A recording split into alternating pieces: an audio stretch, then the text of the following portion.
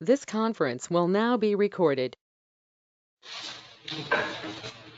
All right, call this meeting to order. Welcome for the June 6, 2024 Central Texas Solid Waste Advisory Committee meeting.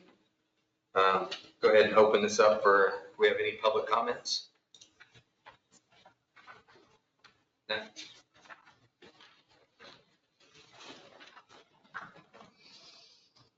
Okay, item number 3 is an action item. It's regarding approval of the February 29th, 2024 meeting. I'll entertain a motion if somebody's read them and gone through them. I have read them. I was there. I move that we approve them as presented. Second. I have a motion from Zoe Rasco and a second from Scott Edmonds. So all in favor, say aye. Aye. Any opposed? Motion carries. Item 4 is a discussion and action item regarding approval of an ex officio membership request from Teresa Chandler with the city of Nolanville. You want to get some background? Yeah, I don't think Teresa's here. She's online. Teresa's online. Kara, many of you know, was a long time Nolanville city manager and recently left for a new position. And Teresa's the interim, and she's wanting to keep Nolanville involved, and so want her to know when SWAC's happening. And yeah, Teresa, if there's anything you want to say, I guess you can say it, and if not, that's fine too.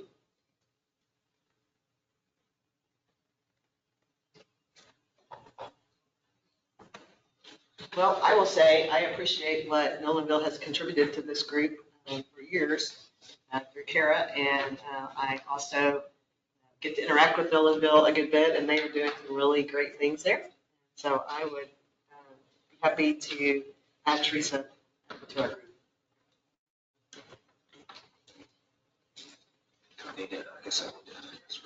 Yeah. According to bylaws, I'll make a motion that we You make a motion? Yeah, Okay. we add Teresa Chandler. So I have a motion and I have a second. So all in favor, say aye. Aye. Any opposed? Aye. thanks, Dwayne. Yeah. Thank you, Dwayne.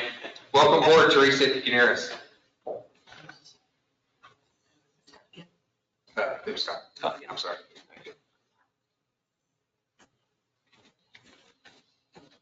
Okay, item 5 is discussion action item regarding approval of proposed amendments to the SWAC bylaws.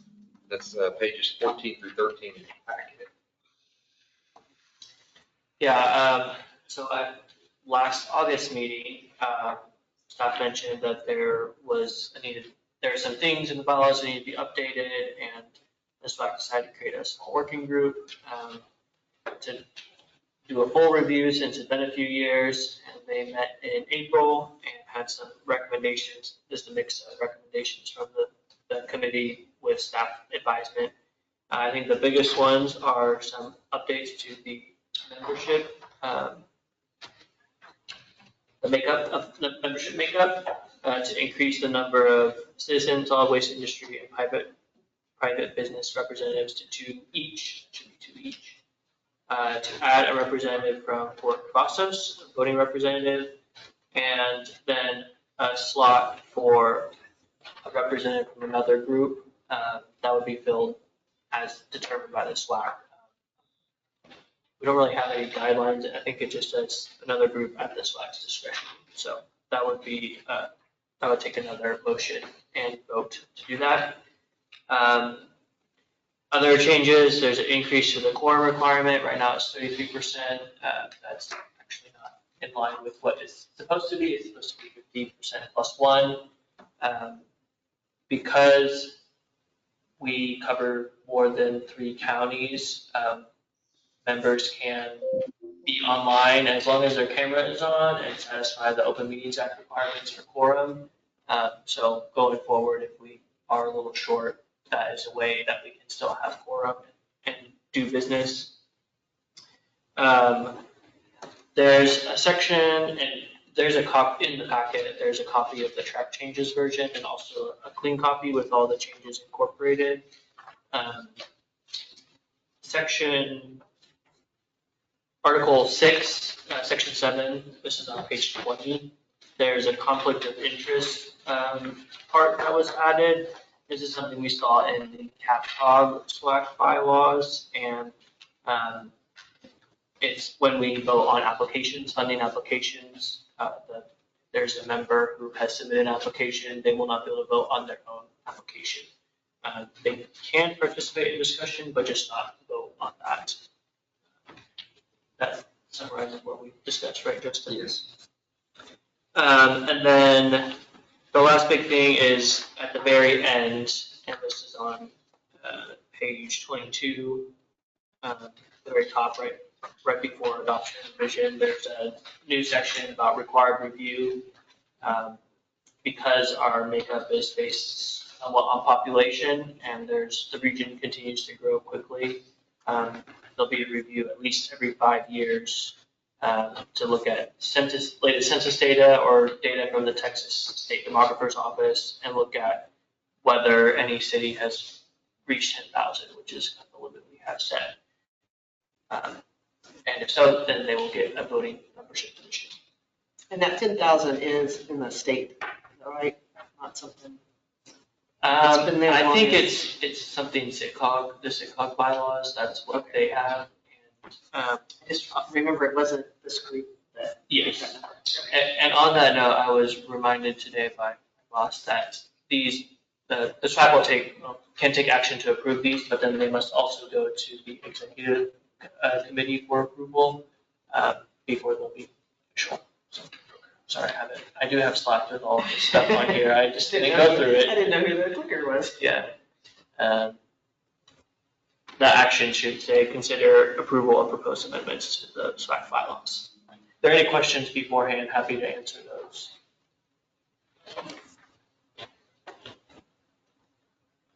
Any questions? Okay, with that, I'll entertain a motion. A motion to approve the changes to bylaws. Motion, second. Second. You have a second? All right, with that, I'll, mine just went blank. Open it up for, for a vote. Sorry, my mind just went blank. It's a lot. All in favor, say aye. Aye. Any opposed? All right, motion carries forward to approve. Thank you, James. Yes. That's a big deal, y'all. That's good. Item number 6 is discussion and action item regarding approval of the FY25 Implementation Project Application, scoring guide and application period.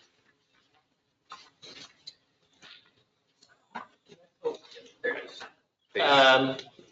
This is page 32 in your packet, and we're kind of doing this all in one. Last year, the SWAC was interested in revising what kind of projects we accept and eligibility, so we have a whole new application guide and a new application form to match that guide. The form has some minor changes, just for the date that applications are due and the date of the form. And also, in the previous one, we had it set up where you could do it would be for fiscal years 24 and 25, and so you could select which fiscal year you're interested in being funded in. We took that out because we're just having one fiscal year in this application form. And then the guidelines, I think there was one minor change I made on page 9. It had a date for applicant appeals, and it was a specific date, and I changed that to no later than 30 days following the SWAC meeting where projects are accepted. I figure that will help. We won't have to change that every time. It can just be 30 days after. That's the time you have. So on the table is approval for those 2 documents, which were sent out with the packing materials, and then also approval of project call dates, which staff are recommending to be from June 10th, which is Monday, through August 12th. We know there's some new requirements for resolutions from governing bodies to submit applications, so want to give ample time for those to be gotten and submitted with the application. If there are any other comments or questions or recommendations for change in dates, I'm happy to consider those. I think it's good. I think all what we kind of modified a little bit is good.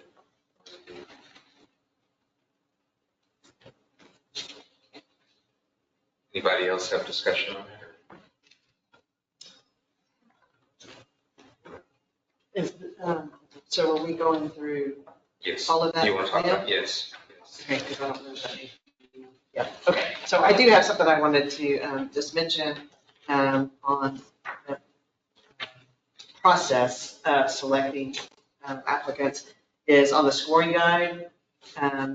It's very detailed, which is very helpful. That we used to have nothing except what we could keep in our head, and so we've come a long way, and we find that really helpful. But what I wanted to suggest is that the scoring guide be used to help us kind of put the different applications in order, individually. But just, I've been a judge at elementary school science, and all that, and, different people see things very, very differently. And they may even want the same thing in the end, but just scoring is tricky. And I think, and I'll throw this to Justin, but I think as a group, what we want to do is have a discussion. Because that's where we really get into the nuances of, who can do what and, who we can help and who needs the most help. Is that the scoring guide be something we use as a tool, but it is a discussion of this group that actually makes the decision and not the tally of the pieces of paper. So that's just something. I will say in my past experience of scoring, a few years now, I may score it in my office and then come in and actually hear about the project and have a different idea of what I was reading on paper in my office. So I understand those concerns, and I honestly believe that it is. It's just a tool in our toolbox to kind of rate how we think. But when we get in the room and start having a discussion about it, we need to let that override what the actual scoring may be. It's kind of what you're saying. I think you're getting. Yeah. So, what do y'all think? I agree. Yeah. We had an experience a number of years ago where we had a discussion first, actually, is the way we did it, and we kind of all agreed, and then we turned in our pieces of paper, and they got tallied, and it didn't come out how we had agreed. And the only thing to do is the one that came out on top pulled out, so that we all got the one we really wanted to be first, and that was unfortunate. So that was a strong enough example that it's a tool. I felt like that's what it was supposed to have been, and that's just how it can work out sometimes. People weight things differently, and it's just, I think this is a really experienced, diverse, and everybody that serves knows about the kinds of things, that's why you're here, the things that we're trying to do. And we have little teeny, towns that need help, and we have, Colleen that needs help. And so it's really the discussion that helps us settle on what's going to be the best use of the little bit of money we have to share. So I don't know if we need to put that in writing in somehow, that the scoring guide is just, it's not an absolute, We can. I was actually looking through, and there's nothing. It describes how to score and how to fill out applications, but there's nothing that says how projects are selected. Actually, Okay. so I think it would be helpful though to say that, if you want to add that. because otherwise it'll happen. Because that's what happened that year. We didn't mean for that to happen, but it did. Yeah. So that will be clear that our intention is to use this as a tool for deciding on distribution of it. Okay. Like that. And maybe, I think this is. Yeah. Well, Yeah, I'll look at I don't know adding. where that needs to go. But Yeah. just something so that we don't go down that path one day and say, oh, gee, that's not what we meant to happen.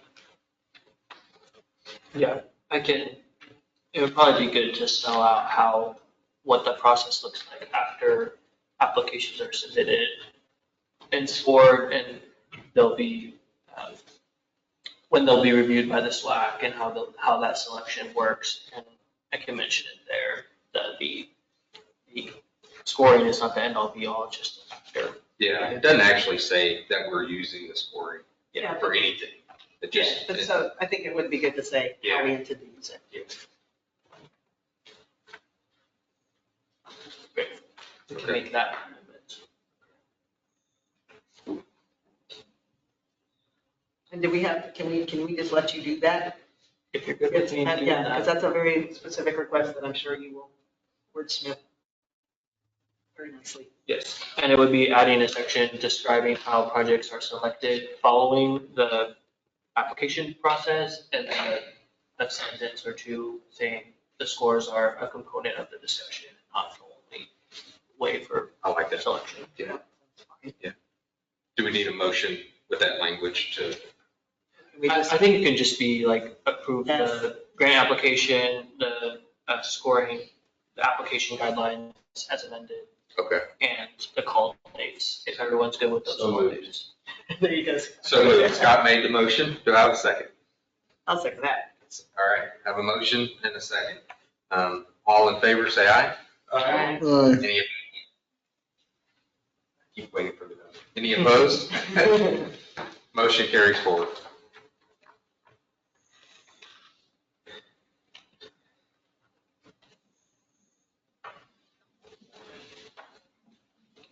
Item number 7 is a discussion and action item regarding the solid waste accrued interest. James, this just popped in my head. Did we not do something last time? We did, Yes. we We're had, making money. Yeah. that This was is more money. More money, okay. FY23 interest. Gotcha. That was Thank you. allocated. Okay. This is FY20 current year. Current year, okay. Which we usually carry over, and then we usually do this twice. We have a carryover one, and then we have one where we decide how it's spent. Although we do try and add, like whatever's carried over, we'll try and add that to next year's budget. I just don't know if I'll have a final amount when we select projects. For the FY23 funds, we voted to give that, was it Bell County? Yes, Okay. yeah, it's Yeah. almost 2,000. Yeah. And that was granted to Bell County. Okay. So this is just to approve, well, unless the SWAC would like to allocate these funds to a current year project, but otherwise the recommendation from staff is to approve carryover, which TCQ does allow, and it will, this and whatever else is, we know is earned will show up in the total amount available for fiscal year 25 projects. And we've had all the events for this year Yes, already? yeah, So, okay. So we don't actually have anything coming up that anybody could use funds for? no, there are. Sure. Anybody need money? No. Well, thinking out loud, making sure we all understand. There's no projects on the books that we voted on Yeah. that There you there's, okay, And so that can roll, is that? that can roll. Yes, yes. And that would probably be helpful because then we can add it to other things and make It'd a be bigger more money. difference for A somebody. bigger bucket next year. Yeah. Anybody have any more discussion on that? I'll entertain a motion. Motion to move the funds to next year. Have a motion, do I have a second? I'll second. Dwayne, thank you. All right, all in favor, say aye. Aye. Aye. Any opposed? Motion carries forward to carry forward the money for next fiscal year. All right, item 8 is just a discussion item regarding Keep Texas Recycling presentation. We have Zoe Killian with Keep Texas Recycling online, and I'm going to turn it over to her for her presentation.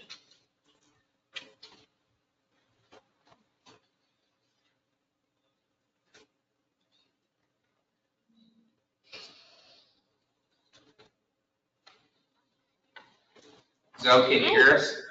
Oh. Yes. Little technical hiccup there, but here we are. Good morning, everyone. Thank you so much for letting me join your meeting today. I'm excited to introduce myself to some of you and see some familiar faces.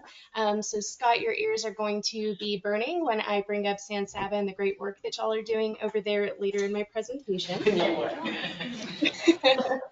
So I'm Zoe. I am the program manager for Keep Texas Recycling at Keep Texas Beautiful.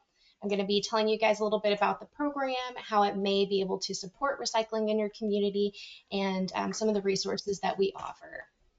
So the KTR program is part of Keep Texas Beautiful. Some of you may know us more for litter and beautification programs, our Great American Cleanup, Fall Sweep, Governor's Community Achievement Awards, Keep Beautify Texas Awards, those kinds of things. But we also have a fantastic rural recycling program. Our purpose is to implement and expand recycling access throughout the state with a focus on rural and underserved communities. And we are a mighty team of 2 operating the program, really 1.5. So I manage the program with Ashley Shelley, who is our part-time coordinator, who helps with the administrative tasks of the program. So the program has been around since 1994. We're celebrating our 30th anniversary this year. I'm going to be sharing some future of the program updates later in the year and some exciting stuff. The program used to be known as CTRA, which may be more familiar to you if you worked with Rachel Herring. That is what this program is going forward, is the KTR program.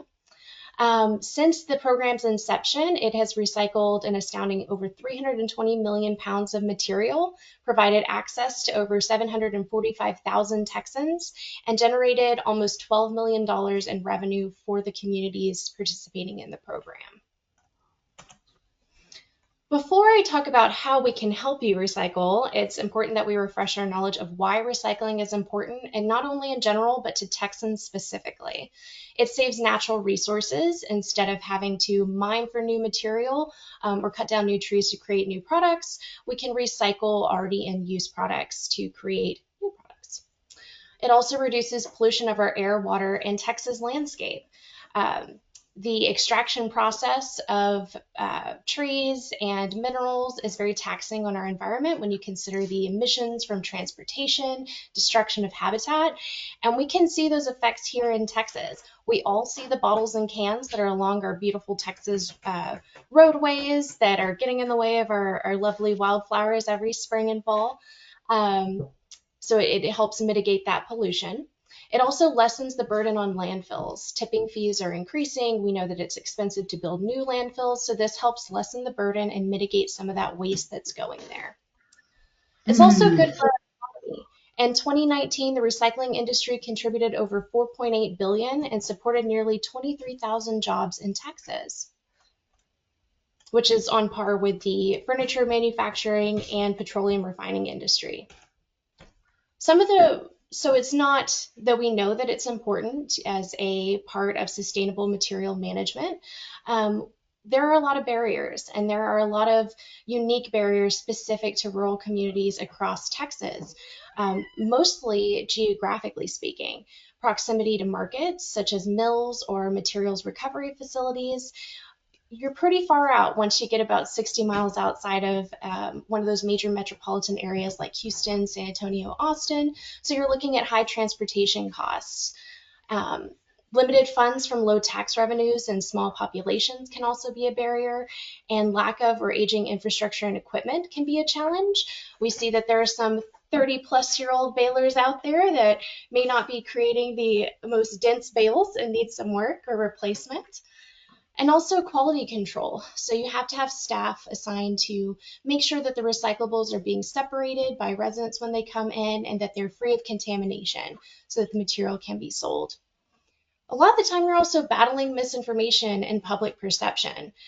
There's a lot of articles out there that say very expletive titles and things like that. And so and it's about usually looking at other communities. So it's really important to take the time to educate at a local level what recycling means where you are, because it's different from town to town, from state to state, from country to country.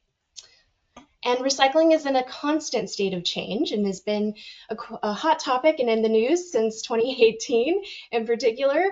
So continued education with your residents is important, and having somebody who can share that information in your community is also important.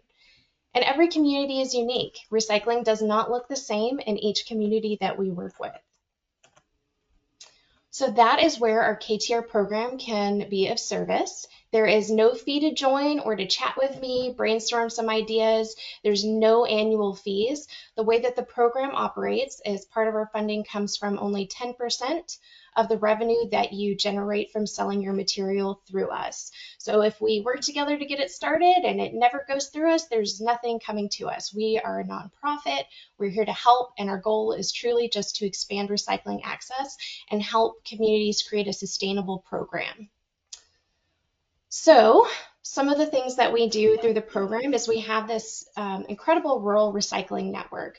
We help communities start new programs. We look at efficiency and brainstorm some ideas to improve efficiency.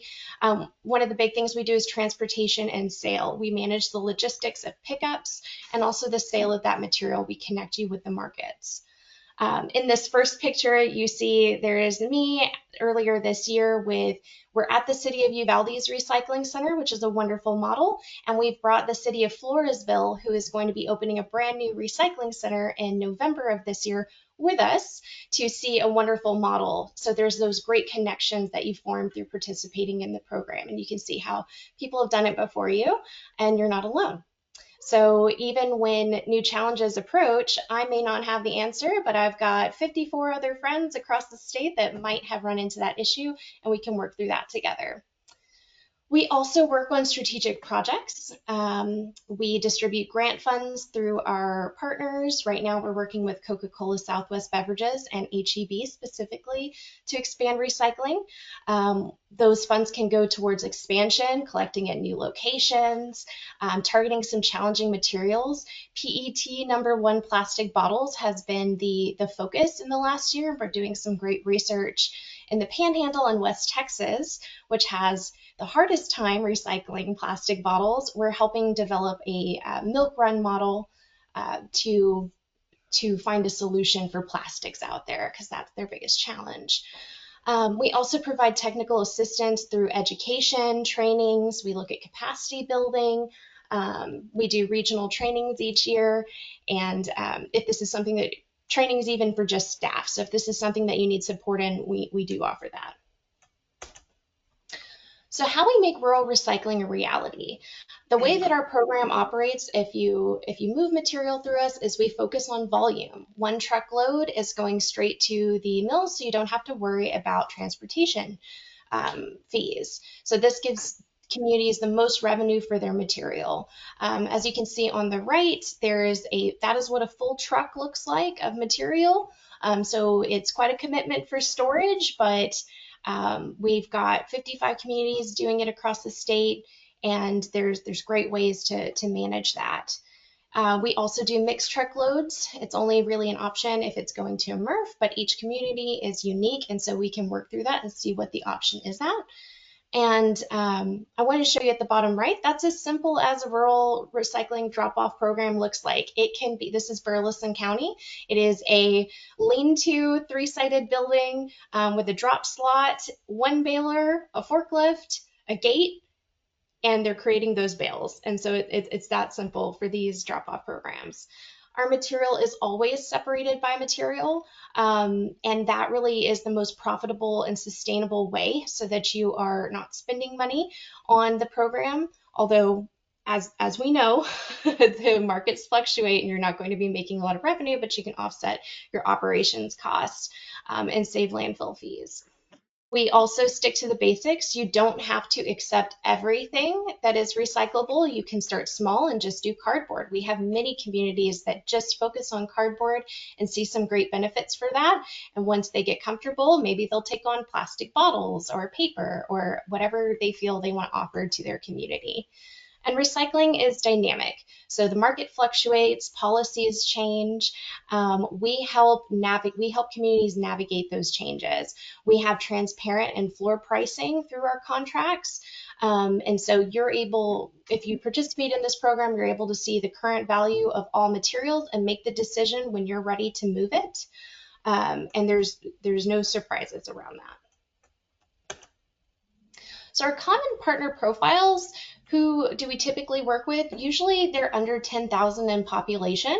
Sometimes we work with entire counties like Burleson County, Fayette County, and they have smaller cities within there, but usually pretty rural, over 60 miles from a market. So those major areas, Austin, San Antonio, Dallas, Houston. They usually have limited funds, staff, and time to allocate for a recycling program. And typically when we help them out, they're doing a drop-off center method with separated materials.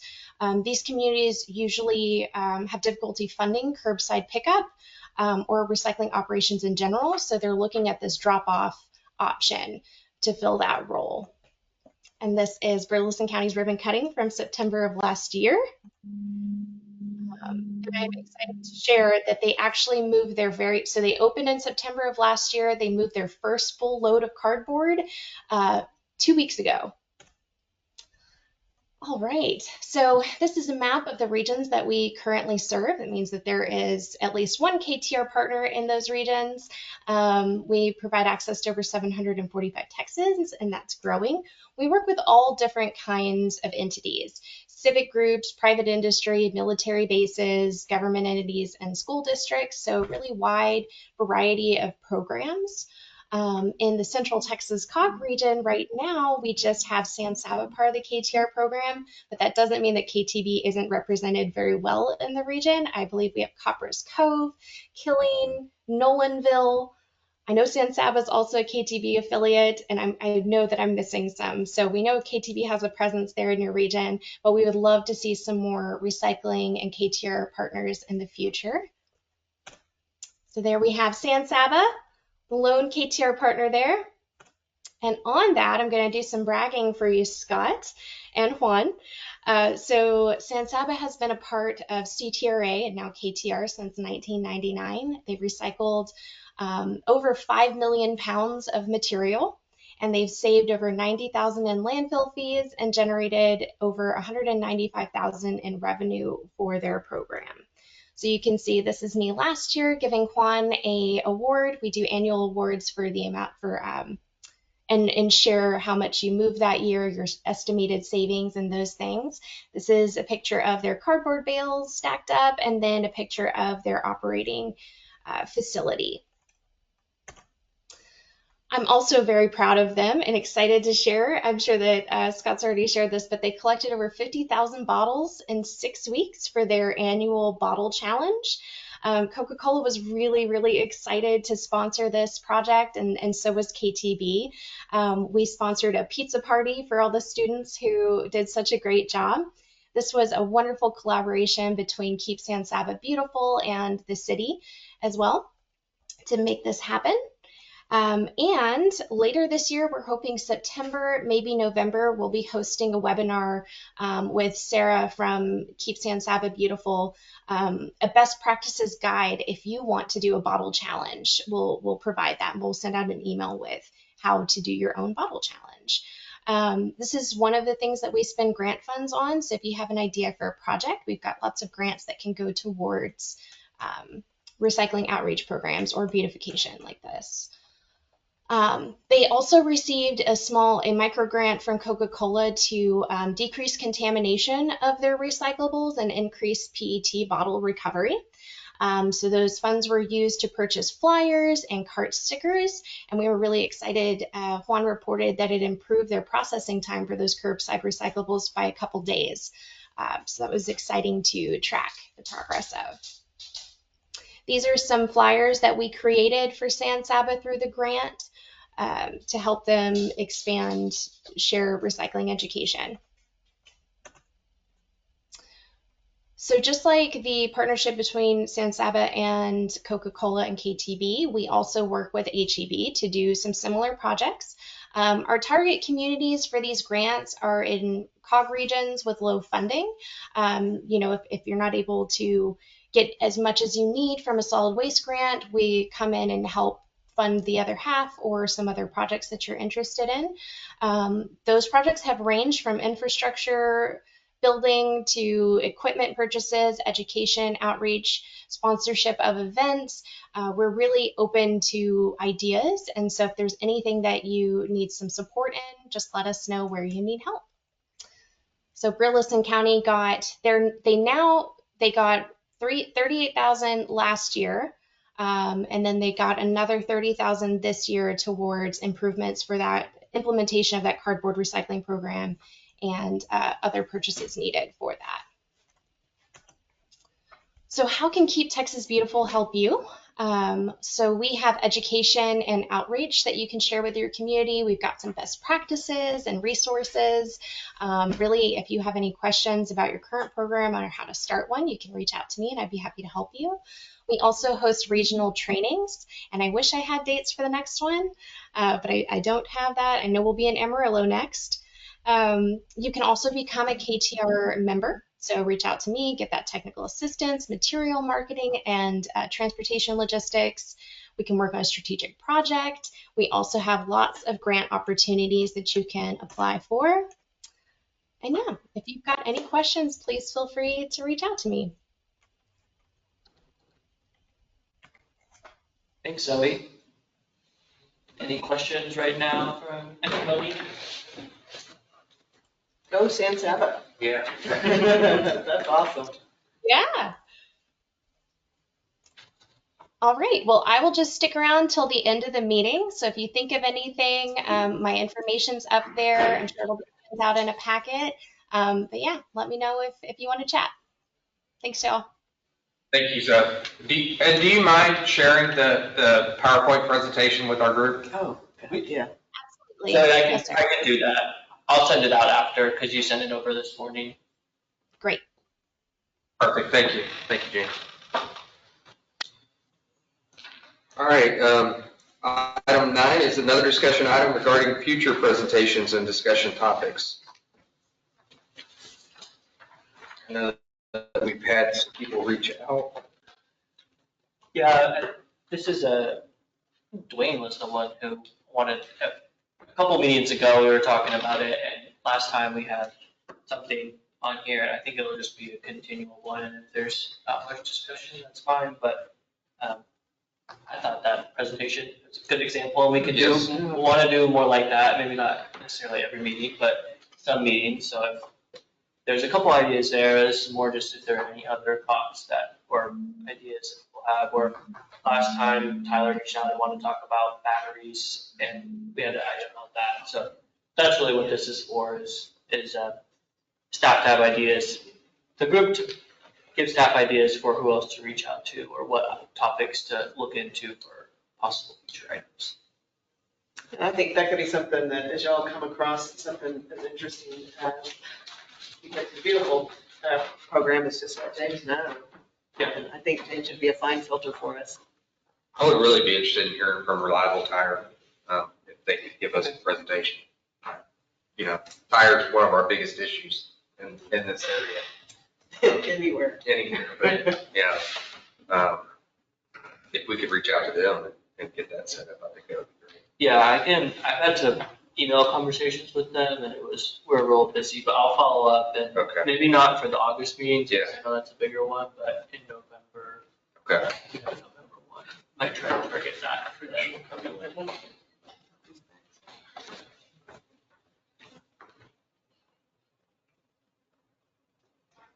Any other discussion on that? All right, we'll go ahead and move on into the staff update.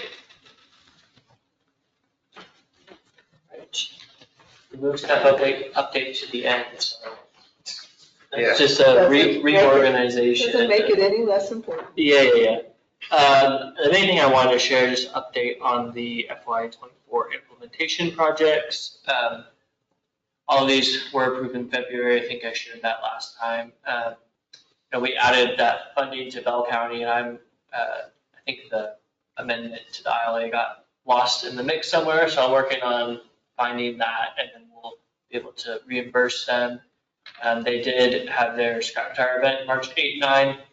Dwayne, do you have any numbers or estimates on how many tires were collected at that event? No, they have not come in yet. We've had a transition in management out there at the Road and Bridge Department. They're going through budget hearings for the last 2.5 weeks, so I have not gotten final numbers on that. But that is something on my calendar to update the committee and email you all the information that I receive as soon as Okay, possible. great. Yeah, well, whenever you get that, we can send it out or have an update at the next meeting. Yes. Yes, sir. The two HHW events that we had this spring, Bartlett and Colleen, I think the Colleen event was very, very successful. And I have a slide for that, Tyler, but Bartlett, it was a smaller event, which was expected. They had a simultaneous like brush event, and that one was going crazy, like bulk waste brush. There was, it felt like the temple event where it was backed up, and the Colleen one was like that too. So I think a lot of people went to that one, but there were a few that did come to our event and were appreciative. And then for Colleen, they had their biggest event ever. How do you want to say how it goes? I mean, overall, I think it was a success. There's some changes that I've got in my mind for next year.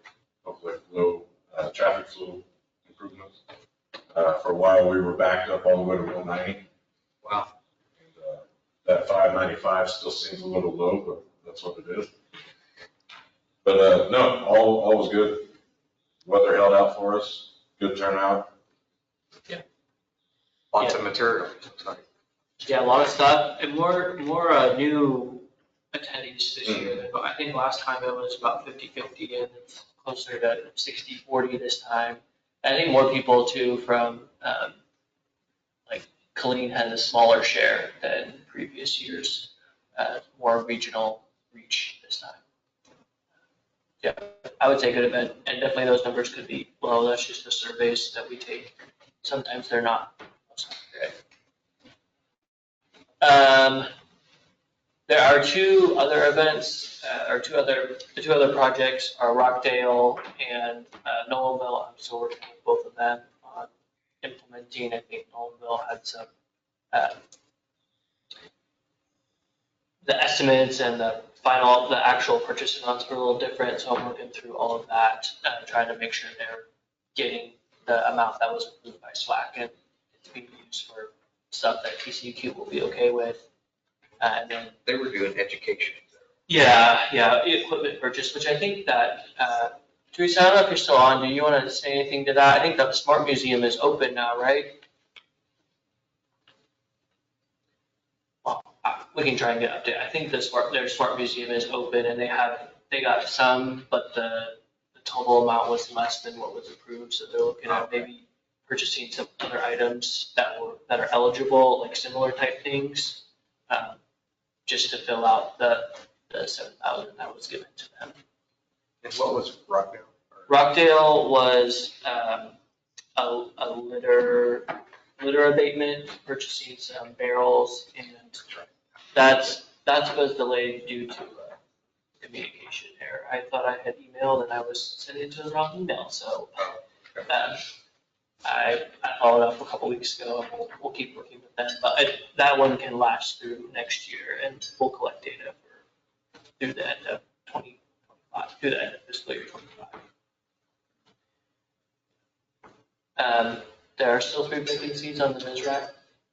If any, I think there's one of them. Yeah. There's a link in your packet. You can go look at them. It's for elected officials, I believe, mostly. And then the last update I have is air quality. In May, it was a little bit higher, 71 in parts per billion in Colleen and 62 in May. And that's the end of my staff update. We're not going to adjourn yet. No. Thank you, James. Item 11, Any member comments or discussions? Anything anybody wants to talk about? Thank y'all for coming. Item 12 is to set our next meeting date for August 29th. This will be after applications for the next go around are due, so we'll have those on our next agenda.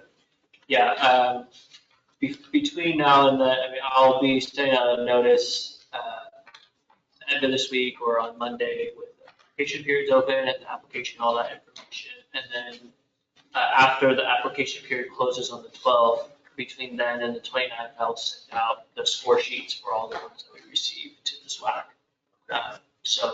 And you'll get the applications and all that information and can review before SWAC.